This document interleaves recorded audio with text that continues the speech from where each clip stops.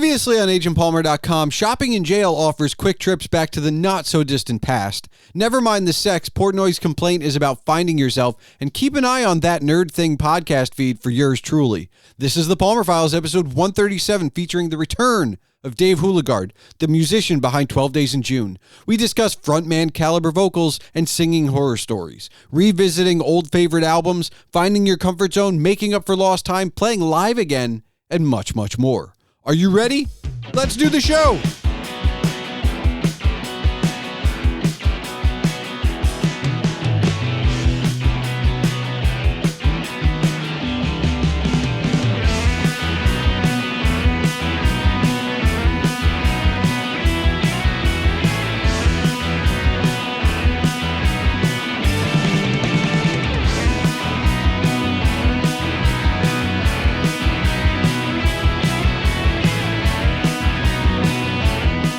Hello and welcome to the Palmer Files. I'm your host, Jason Stershik, also known as Agent Palmer, and on this 137th episode is the return of Dave Hulegaard, the musician behind 12 Days in June, who since his last appearance just a few months ago has since released a new full-length album, Hiraeth. But that's not quite why he's back. He's back because after we recorded episode 132, I asked him a question about one very specific social media post he made, and since the recording was still running and his answer to that one question took us down some roads, we kept going and made another episode, the one you're about to hear. It's just happenstance and exciting that I also get to use this platform to tell you that his new album that he just released is pretty epic. As for the episode, the post he made on Threads that starts the episode is, quote, "Many moons ago, I came to the realization that I didn't have frontman caliber vocals. So I had a decision to make. Keep going, knowing I'd probably never make it, or step aside for the sake of the band. Ultimately, I chose to keep singing because I love this all too much to give it up. It's authentically me, take it or leave it. I don't have a good voice, but I have a unique voice, and I'm okay with that. Heart emoji." So, with that as our starting point, you'll hear us discuss our own singer/frontman stories, especially some we'd probably like to forget, as well as dive into the process of writing songs, editing and collaboration in music, reliving our favorite albums decades after we fell in love with them, and even admit to just how young we feel when we start playing our guitars. All of that and a whole lot more is coming your way shortly. But first, remember that if you want to discuss the episode as you listen or afterwards, you can find all related ways to contact my guest Dave and myself in the show notes. There, you can also find Dave's music as 12 Days in June, streaming on Apple Music, Spotify, Bandcamp, Amazon Music, Deezer, YouTube, and anywhere else you stream your music. Go check out his brand new release, Hiraeth. Don't forget, you can see all of my writings and rantings on agentpalmer.com, and of course, email can be sent to thepalmerfiles@gmail.com. So without further ado, let's get into it.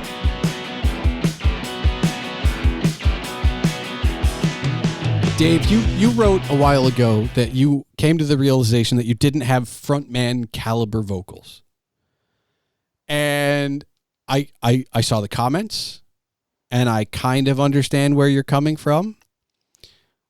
But the first few artists that went through my head made me feel like no one in the world doesn't have frontman caliber vocals, right? I think of Dylan, who sometimes mumbles, sometimes talks through, and on mumbling, Tom Waits. And then I think of They Might Be Giants, which might be one of the few bands I can actually sing to. And then I think of, like, you know, any number of other, like, more folky, admittedly, bands. But I also feel like you have to know your range. Mm-hmm.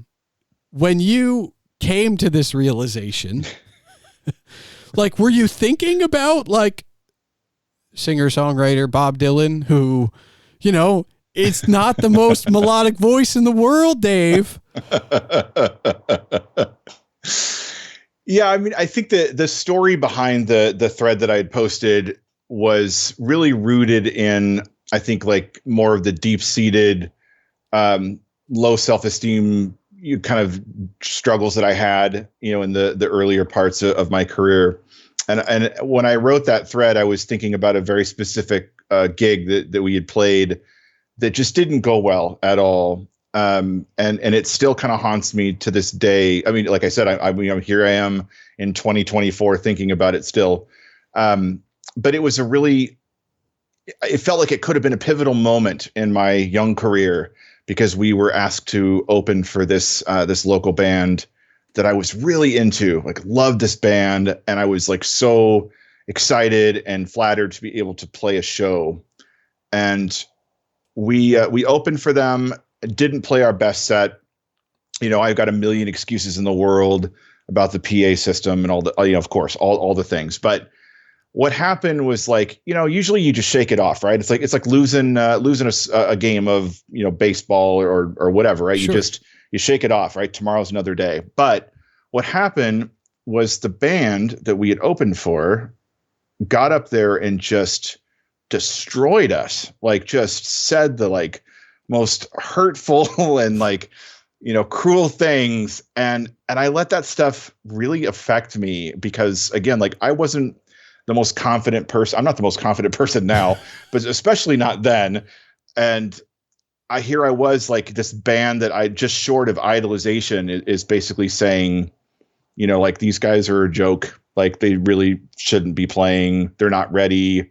Okay. So like, I'm going to tell you a story. Please do. Okay. I am 15. Let's go with 15. I'm in early high school, sophomore, maybe. I'm playing bass in a classic rock cover band, and somehow I got tapped to sing a cover of Jimi Hendrix Fire for a talent show. I'm a bass player. Okay. All right. I am not a front man. I did not. It did not go well. I think I know all the words. And I had been on stage playing bass before. Not a problem. Mm-hmm. There's like 12 people in the audience. It's not like a big audience. I just could not do it. I don't know what it was. I could not. I think the guitarist ended up saving the act and singing on my behalf. And I will tell you, the opposite happened for me. No one made fun of me. It was never brought up again. And I honestly don't know, hearing your story, which happened in front of more people, I still don't know. I think I might have preferred somebody to crap on me than for it to just be like, well, that never happened. We just don't talk about that. We don't like just, okay, it didn't happen. Right. Yeah. And it was, I still don't know how I was there, because those weren't the guys I was usually playing with. So it was a fluke of many, many things. Mm-hmm. It did not stop me though from, fast forward to college, being in a 2-man band and playing guitar and singing while my roommate, also named Jason. We didn't have a clever band name. We used to just enjoy playing on campus. He would play drums and I would play really, really fuzzy guitar, and we would just play, and I would sing like Green Day and I don't know, Bowling for Soup and other such things, right? And then occasionally, like, there were a couple girls that enjoyed singing, so we did some Hole, and we actually did some Guns N' Roses, actually, because nice. Like they would sing Axl's high parts and stuff. You know what I mean? But to Jason's credit, my drummer, I'm not talking about myself in the third person. He did an amazing caricature of a British accent when we would do Anarchy in the UK. right? Like it was just the best, like not real, but like still British caricature accent. Wonderful, wonderful stuff. But I only bring it up because while we never spoke of that again in my high school, I didn't let it stop me from singing later. It's only now that I'll never get up in front and sing. I will sing backup for you while playing my bass or a rhythm guitar. I don't think I'm going to be the front man singing and playing ever again. Especially in a 2-man band where there's nowhere to hide. I think I'm a lot more concerned with like messing up in a way that like in college, for some reason, like there's a lot going on there, first of all, but I was just like, I don't care. Let's go. Like, I guess this is what we're doing. But I just, it comes back to I'm not a front man and I still did it. Like, so there's a part of it where I do get where you're coming from and you had a bad experience. But I also think of like, but I did it. Like, Dave, I did it, man. I sang in front of people and I'm not that good. So even on your worst day, I don't think you'll be as bad as me. Because I'm a bass player. That I'm supposed to be behind. The fact that I even played the guitar in front or aside of a drummer, I don't know what possessed me. Do you know what I mean? Like I think back, I'm like, I'm not that person now. Wow. You know, like, oh boy. But I think you found your place. Like the new music, you're not trying to be Axl Rose. You know what I mean? Like you're not trying to be Bob Dylan. You're singing in your register. You're not like, oh, I'm just going to play up in a D. You're like, no, I can sing down here in A. It's fine. I just made those up, by the way. I don't actually know music theory. I don't want anybody to think like that I know what I'm talking about. But like, you know, when you were writing this stuff, you ended up writing it for you, whether you were doing it on purpose or not, right? Like, cause did you write any of it thinking like, I might hand this off to a real singer? I wish I could tell you that thought never crossed my mind. Okay. But I mean, I think there was definitely some of that self-doubt but exactly to your point, like that moment, that bad experience was so pivotal because it's what prompted our bass player to pull me aside and say, hey man, should I call so-and-so to come sing for us? And it was like losing the confidence of the bass player is like, it was detrimental, and like, but I had to make a decision. And that was the kind of the point of that post was that like, I was forced with this to make this decision, right? Either own it and keep going because it means too much to me not to, or hand it off to someone else. And ultimately I couldn't. Like, even if it meant we were going to hire Bono or somebody to come sing for us, Chris Martin, I don't know.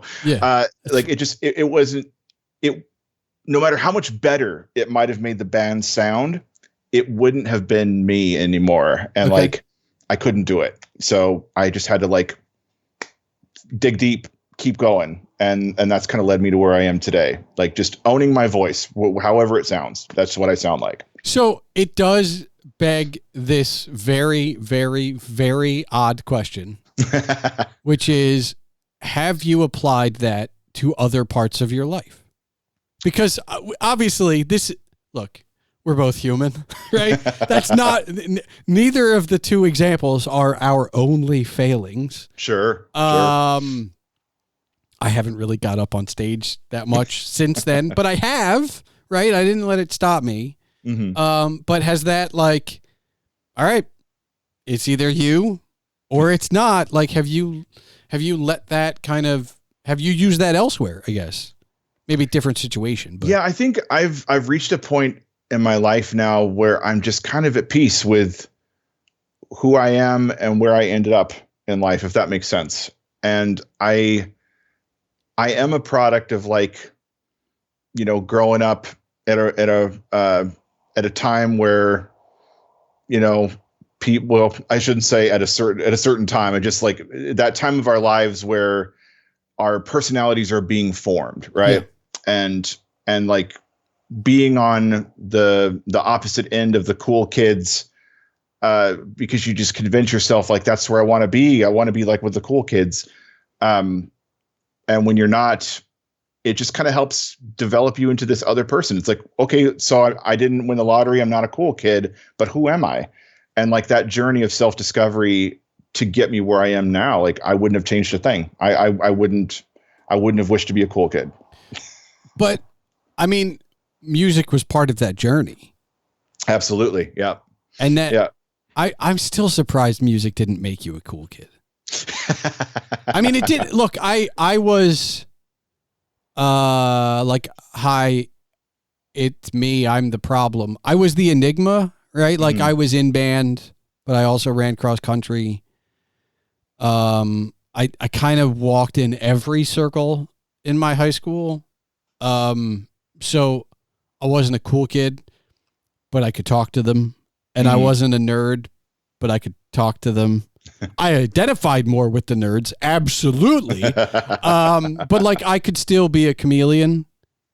I still can't believe playing music didn't put you there. Right. Like, cause I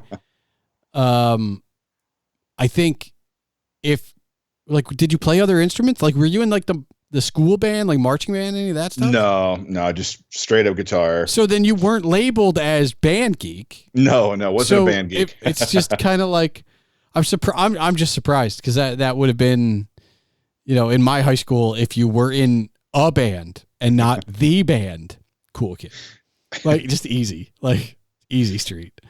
I did run into a former high school friend years later, hadn't seen him in decades. And he told me that when he first saw me in high school, he was terrified of me because I'm a tall dude. I'm about 6'4", and I hit my growth spurt like very early. So I was like in high school at 6'4", and like, but I was like so gentle, just a gentle giant. And he told me he's terrified of me. If he saw me talking to like his group of friends or like our shared group of friends, he would leave, just go the other way.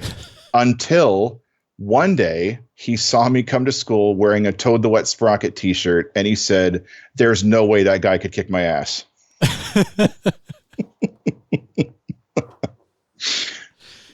Toad's one of those 90s bands I had to go back and discover.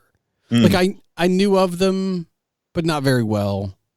That particular vein of 90s alternative, I want to say, I fell in love with that stuff. Yeah, absolutely. But I didn't fall in love with it at the time. Now, part of it is I am a little younger than you. So I feel like some of it is I needed to grow up. Sure. To get there.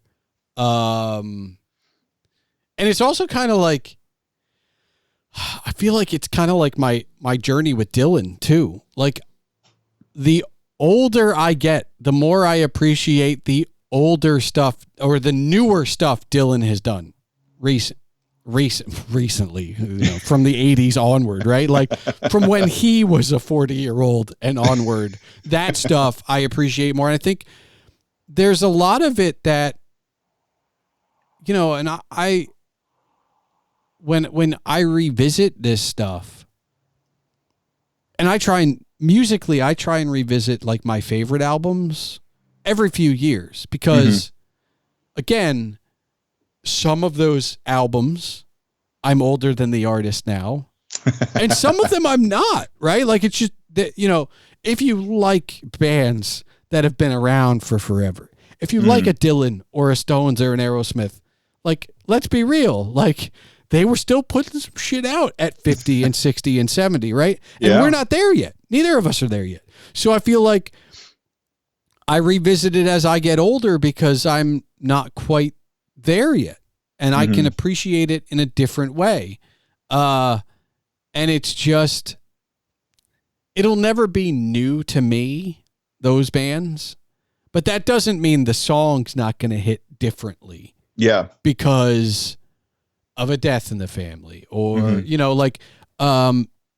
like a lot of that 60s stuff, given the turmoil of this country in the last few years, has taken on a brand new relevance that maybe had I listened to it 20 years ago, I would have been like, man, this is an interesting political song, but it doesn't mean anything to me. And like now I listen to it, I go, oh, this could have been written about yesterday. Seriously. Like, and so again, not going to be new to me, but like that new relevance, I think changes a lot of things.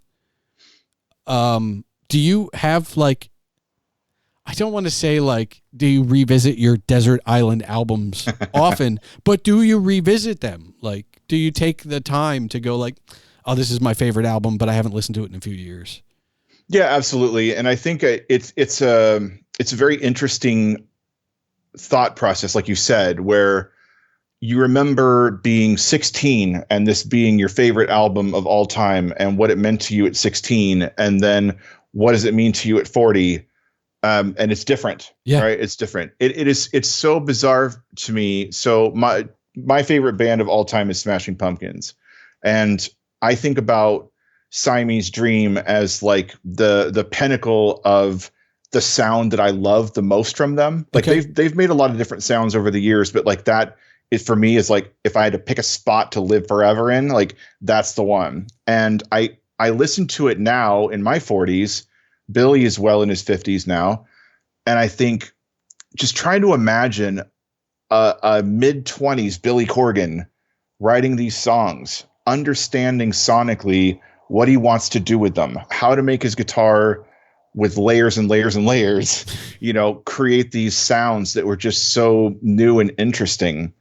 And I think, God, when I was 26, like I don't even know, right? I was probably playing Guitar Hero.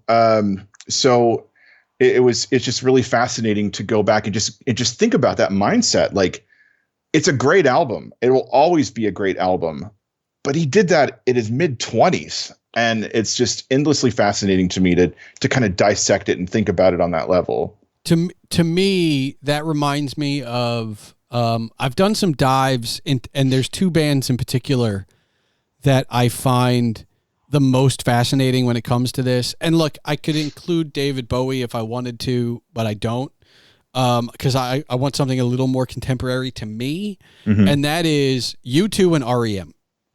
Because if you could take away Bono and Stipe's vocals and listen to each of those bands' discographies, you would swear you weren't listening to the same band. Like, because from album to album to album, they never retain the same sonic through line. Yeah, that's true. With the exception of those two voices. That's it. And maybe those two bands, as far as contemporary to us, those two fascinate me because I put out a show that I try and make the quality the same. And obviously the guest is always different, but I'm not trying to sound different. You know what I mean? Like, I'm not trying to sound different every time. Yeah. And I don't, much has been said of their evolution, but I think part of the evolution is they were always trying to be different. And I take that as like that's good for them. I don't know that I live in a space where I could do that. But do you think about that? Like, you've put out multiple albums. Mm-hmm. Do you think like, oh, I want to change this one completely up? Is that in your mind when you're writing? Not for me. I think the musicians out there will probably know what I mean when I say you follow where the song is leading you, right? So when you sit down and maybe you're just warming up, maybe you're playing something that's already written, and to warm up, you just strum a chord that you've strummed 1,000 times in your life, but for some reason you've never strummed it this way or followed it with that chord. And all of a sudden it's like, it's something new and interesting, and you just kind of follow it, right? And my songwriting process is that everything starts off at a basic, very basic foundation. It's usually on an acoustic guitar. And that's when I sit with it and really get to know it. And it's like, okay, what does the song want to be? What is it telling me? It probably doesn't want to be an acoustic song. So what does it want? Like, does it want to be quiet in the verse, loud in the chorus? Does it want like a big, trippy bridge, right? Like that's how I get to know my songs. And I always wonder if that's what it's like for other artists, because you mentioned two really, kind of iconic bands where you could strip away Bono from U2, Michael Stipe from REM, but you still have the edge, right? Like kind of making U2 sound what it is. You still have Peter Buck making REM sound what it is. And I wonder like what that process is like for like big, well-known artists, because I've read lots of interviews with Billy Corgan, and he says, I knew where the band needed to be if we were ever going to become, what we needed to be. And that's kind of what guided him to reshape their sound. I don't think about music on that level, but I'm also not, in the biz. So maybe it's just different. Yeah. I mean, it's possible. I mean, I guess the other question I would have is you sit with it, you nurture it, you finally lay it down on into the program, and then you get to mix it. And I don't know how many people realize just how much control you have when you're mixing something. Yeah. How much do you mess around? You know what I mean? Like, you're like, this sounds great, but just for the heck of it, what happens if I speed it up to double time or add like way too much reverb? Like, do you mess around and play? I mean, do you play in the sandbox of the mixing suite, or do you just, again, let the song take you where it's going? My process personally, I kind of know my limits, like as far as like what my skills will allow me to do. I am endlessly in awe of like younger musicians that are like coming into it, writing music, producing, like doing all these things and understanding music on a level that I could have never even imagined. So for me, I'm like, okay, I feel very confident in the songwriting. I feel very confident in the recording of what I want it to sound like. But I stopped there, and like I want to put the trust in a mixing engineer to help me make the song sound as good as it can. And what I usually do is I will send a mixing engineer an overabundance of layers and say, this is my sound, right? Like I am a stacking and layering kind of artist, like to get that quality of sonic guitar driven sound that I want. And I say, hey, I'm giving you too much. I know I'm giving you too much, but I encourage you to blend and like really play with these layers. And I think that has led me to create some of the best songs I've ever written, like within the last year or so. And I hope that it's what will continue to keep me producing at this level. I hope I never start working backward from here. Well, I guess where do you find these mixers? And I guess maybe more important, why aren't you like over their shoulder trying to learn so you can do, or do you have no interest, I guess, like where you fall on that? It's a good question. I think that I'm comfortable with the level of knowledge that I have. Okay. I get a little intimidated when I start looking at like the various levels that go into mixing, and like it's an art form all its own. And I have nothing but respect for the people that have the drive and dedication to learn it, breathe it, and create amazing things with it. But it's like, I'm happy to be the one that's hiring those people, so that they can use their talents and I can focus entirely on the songwriting. Okay. I mean, because I that's where my first real, like, maybe that's what I want to do came to. And it never came to fruition. But like there was a part, like teenager me was like, maybe I just want to be a producer. Like maybe I just want to sit on the other side of the glass and play with the big board. Like maybe that's what I want to do. but I never really got to really play with anything. But I've spoken to people that do, and it seems like fun. Yeah. But I'm with you in that it is kind of overwhelming in that you sit down and it's like, well, what do you want to add here? Mm-hmm. And it's like, being the idiot, like, what can I add? Well, anything. And it's like, hold on. I'm paralyzed by the tonnage of making a decision where anything is possible. Yep. I don't know that and I think a lot of the people that are great at it have just done it for forever. And so they kind of know the things. Yeah. But I just, I'm just in awe because if I did write a song, I don't know that I could hand it off. Like the closest thing I have to that is this podcast, and I edit this podcast because I was here, right? Like I think it's not the same, but I feel like it's similar where it's like I was here. So I know like where I screwed up. I know where my breath is going to be. I can move things a little bit, right? And tweak it in a way that if I handed it off to somebody else, they'd have to listen to it. They weren't there. Right. Maybe there's something they're missing. And that's the thing where it's like, that's where you handing it off like amazes me in a way because I'm like, there's a level of control of what happens when you do hand it off. Right. To what you get back. I mean, is there a give and take? Like, do you go back and forth a bit at least? Yeah, so there's a collaboration. Sure. Yeah, definitely. There's always like a period of revision. I usually try to give very detailed notes, like before I hand anything off. And I try to give references of like, these are the bands that like I'm really into, or this is the sound I'm really into. And like, this was a big influence for me. Or like I've started doing research on like engineers where like I'll hear a song or something will hit me like of a band I've never heard before.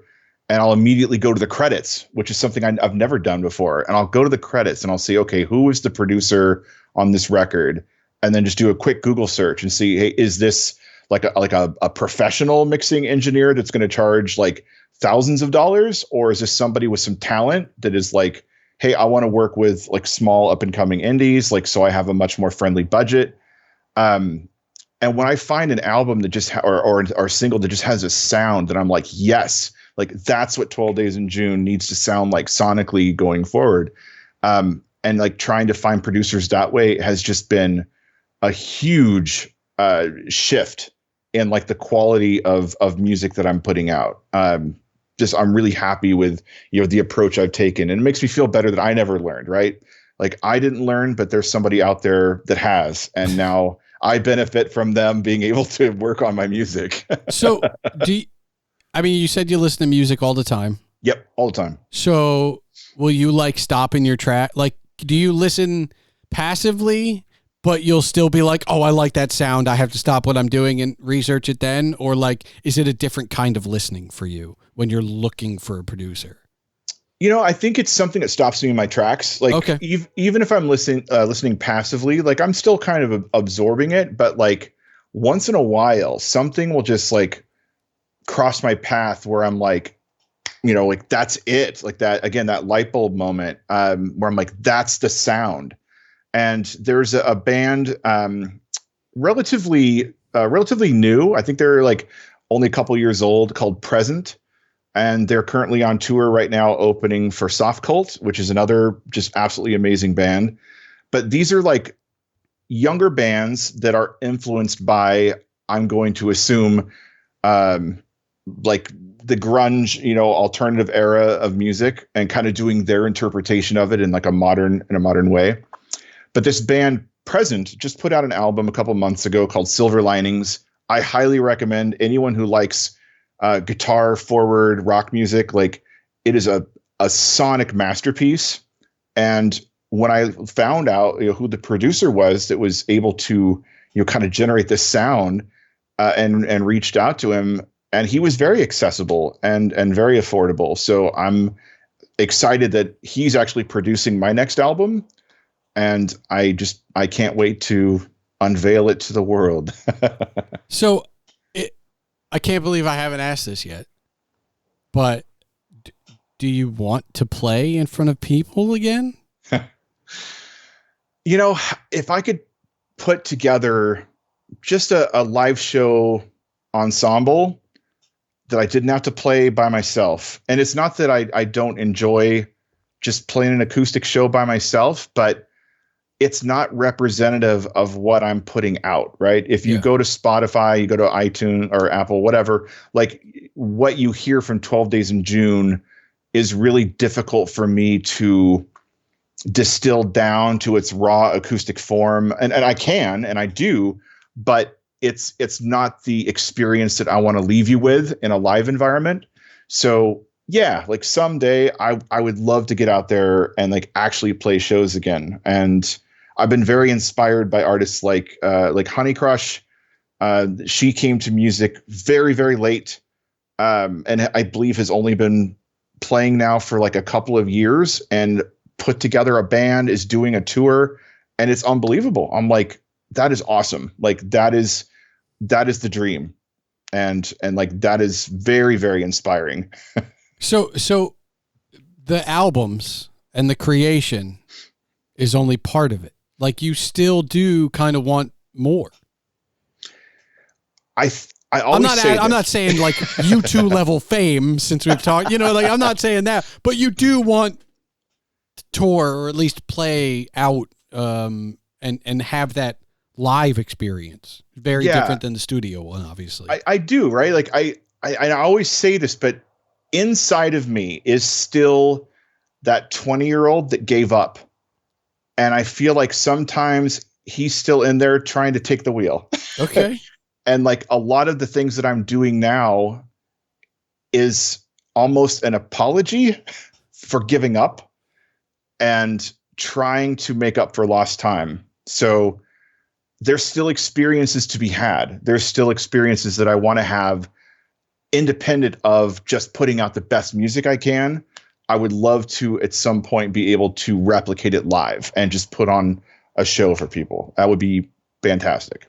I say this quite a bit, actually, when I talk to musicians. When I strap on a bass, I still feel like that teenager, right? Yeah. Like it comes back. And my skills are much better now. I'm not great. My skills are much better now. Is that kind of like when you strap on a guitar, are you back to being the 20-year-old? Like, is that the way you feel when you every play? time? Okay. Every time. Like I just feel like there's so much I could have done differently, but I can't live in, I can't live in that world. These are the decisions that were made. So what I can do is get myself back on course. And that's really what this resurgence of 12 Days in June has been about. It's getting back on course. Now, I know on your Spotify, you've done some collaboration. Mm-hmm. Was that another one of those things where it's like, I think I want to experiment, like let's bring somebody else in, or was it just like a happy accident? Like, It's something that I've been finding a lot of in the Threads musician community, is that you have folks that just want to make music, and we're all kind of tethered by this shared love of wanting to make music. And there's never a lot of like bickering about it. It's like, hey, so-and-so, I'm a big fan of your music. Like, why don't we try to do something together? And like, yeah, let's do that. So like I had an opportunity when I made La Luna, my previous album, to work with this guy, Tim, who performs under the name He's Not Your Kind, who is just a phenomenal musician and such a good dude. I just really love this dude, love his music. And I thought, there's not a chance in hell he's going to want to collaborate with me. Like, this guy is playing with like ex-members of Failure. He's had his music compared to like bands like Hum, like just really amazing stuff. And I just asked him, and it was like the easiest conversation in the world. He's like, sounds good. Let's do it. And like, so we made the song Happy, which ironically enough has become like one of my more popular songs, despite me never releasing it as a single. It's just like that deep album track that people have resonated with. So I'm a big fan of collaborating. I'm always flattered when people ask me.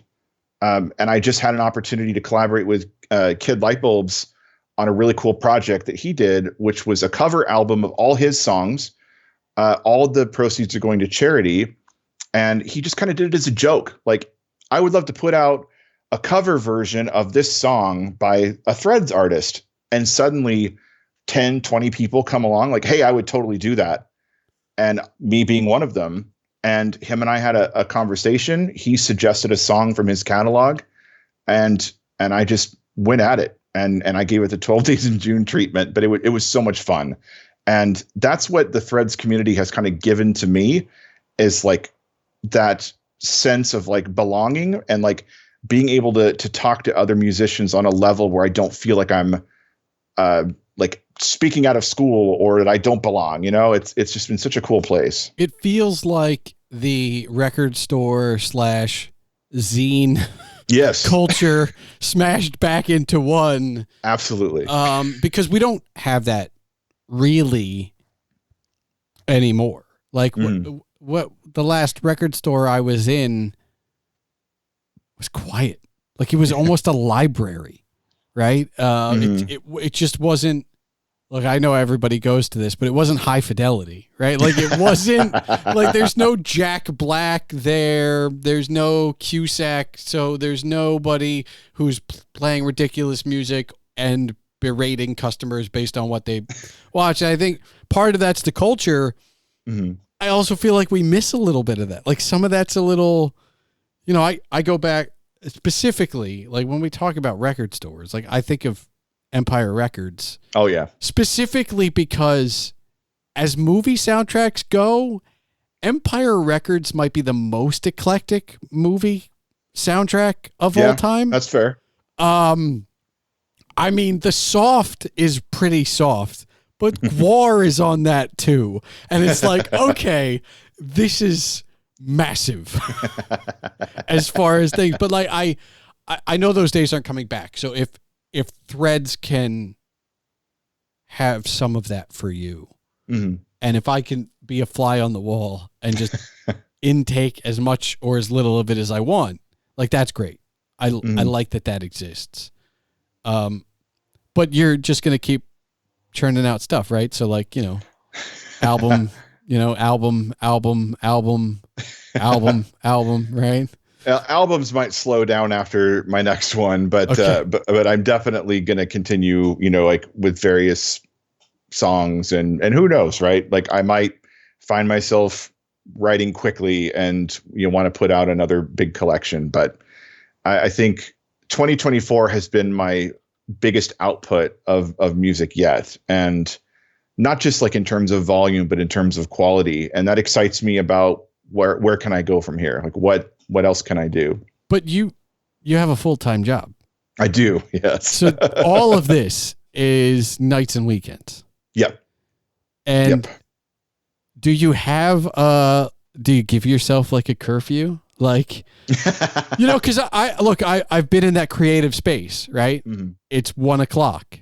I have to work tomorrow, right? Like, you know, it's just like, maybe I should stop now, but I kind of want to lay down this track again. And now it's 3 a.m. Like, how are you with yourself? I'd say disciplined for the most part. Okay. I do try to give myself like a window so that I'm not, I don't know, like you hit a point where you're like, you feel that stress of like, oh, the time limit is expiring and I haven't accomplished what I wanted to today. And I don't want to be there. So I mostly just give myself a window and just say like, hey, today, like, I'm just going to sit down.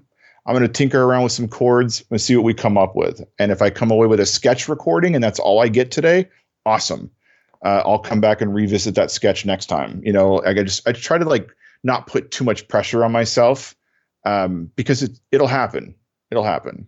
Yeah. I mean, that's good because I feel like I've talked to a lot of creatives And the tendency to not even, the like, oh, I didn't get what I wanted done today, because I feel like we've all been there. Mm-hmm. But the tendency to go too far, I got the track down, but it's not quite right. It's like, yeah, but it can wait till tomorrow. Yeah, exactly. Like, and I think part of that's age. I don't know that the 20-year-old in you is willing to accept that it can be done tomorrow. But the you that you are now definitely recognizes that it can be done tomorrow.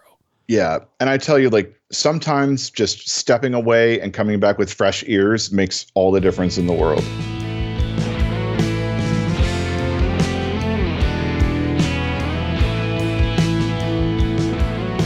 In the film Jurassic Park, John Hammond says, "Creation is an act of sheer will."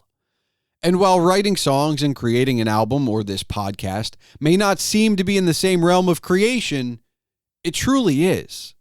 And that will takes a lot out of the creator.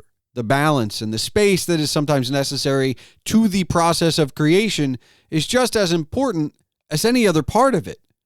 So we're not creating life or dinosaurs, but we are creating art, and that is almost certainly of equal importance.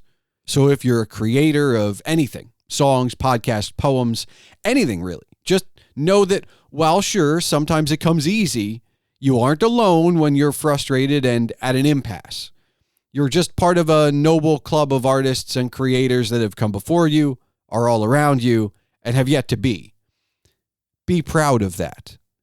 And if you're not, know that this podcast and the music you listen to, the book you read, and the movies and shows you watch, they're made by people in that club too. Thanks for listening to the Palmer Files episode 137. And now for the official business. The Palmer Files releases every 2 weeks on Tuesdays. If you're still listening, I encourage you to join the discussion. You can find all related ways to contact my guest Dave and myself in the show notes. There, you can also find Dave's music as 12 Days in June, streaming on Apple Music, Spotify, Bandcamp, Amazon Music, Deezer, YouTube, and anywhere else you stream your music. Please go check out his brand new album release, Hiraeth. The music for this episode was provided by Henno Heiter. Email can be sent to this show at thepalmerfiles@gmail.com. And remember, your home for all things Agent Palmer is agentpalmer.com.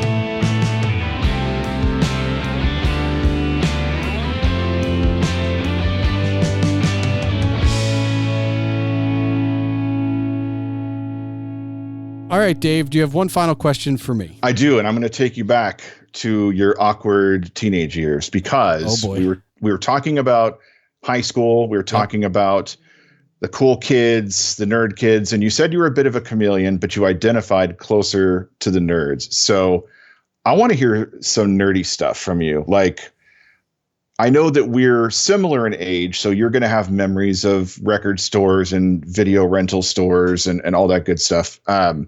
But like, what were you into? Like back in those days, like what were the things that maybe you didn't feel as comfortable sharing because you thought maybe make people think you. So it's weird because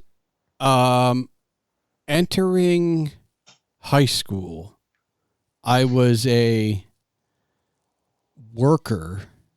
I think it was 14.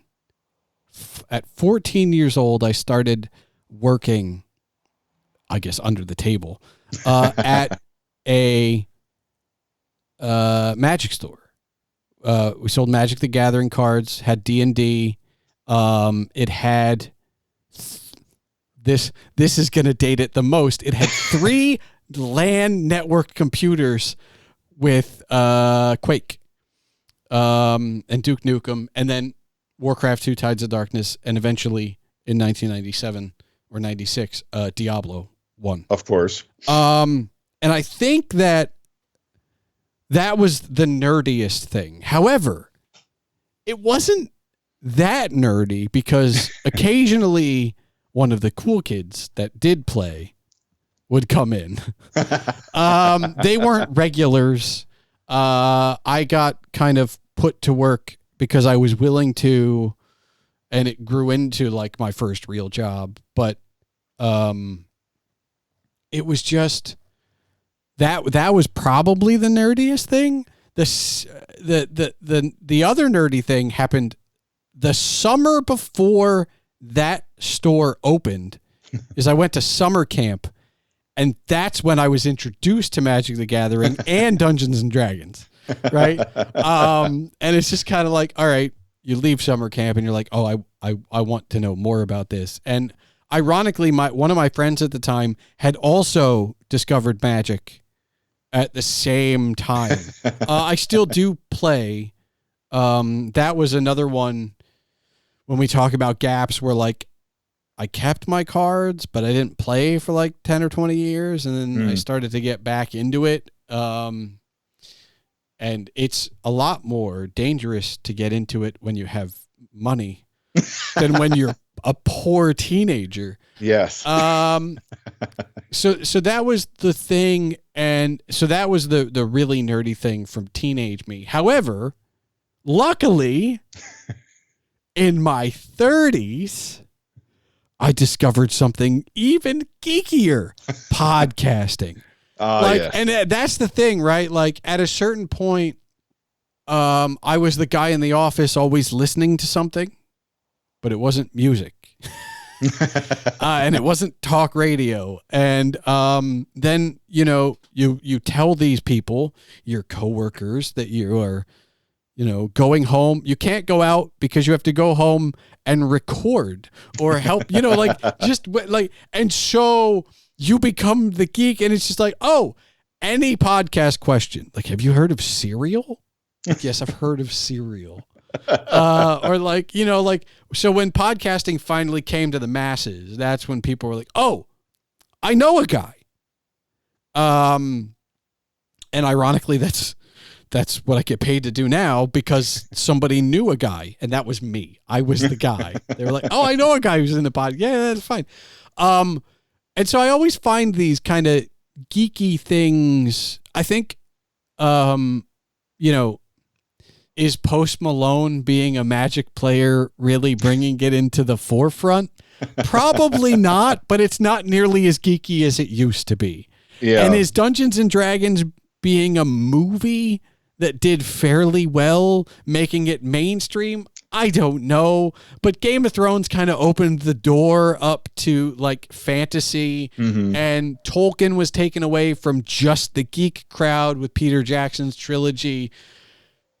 So it almost feels like my music is now the geekiest thing I've got. But I will always identify as an outsider. I think maybe it's not so much geek, nerd, or anything. I always feel like an outsider. Like the Threads community you talk about for music, or maybe like a small podcasting community here and there. It's not like I don't feel I belong anywhere. But as the society as a whole, I always tend to feel like an outsider. And I think, to go back to your question, it goes back to high school, where like I can definitely talk to and interact with anyone, but I want to hang out with the outsiders. Right. I don't want to hang out with the cool kids. I want to do what those guys are doing over there with that geeky thing or whatever. And I don't know where that comes from. I don't know if I could have easily had best friends that were something else. The ones that I ended up gravitating towards were the ones I ended up gravitating towards, but I don't know. I just feel like, I mean, the Magic store pretty geeky. I was in every band. Like when we talk about high school, right? Like I was in concert, marching, symphonic, jazz, and pep, right? And, occasionally played bass on the weekend with some friends, right? Like I was very much that music kid. But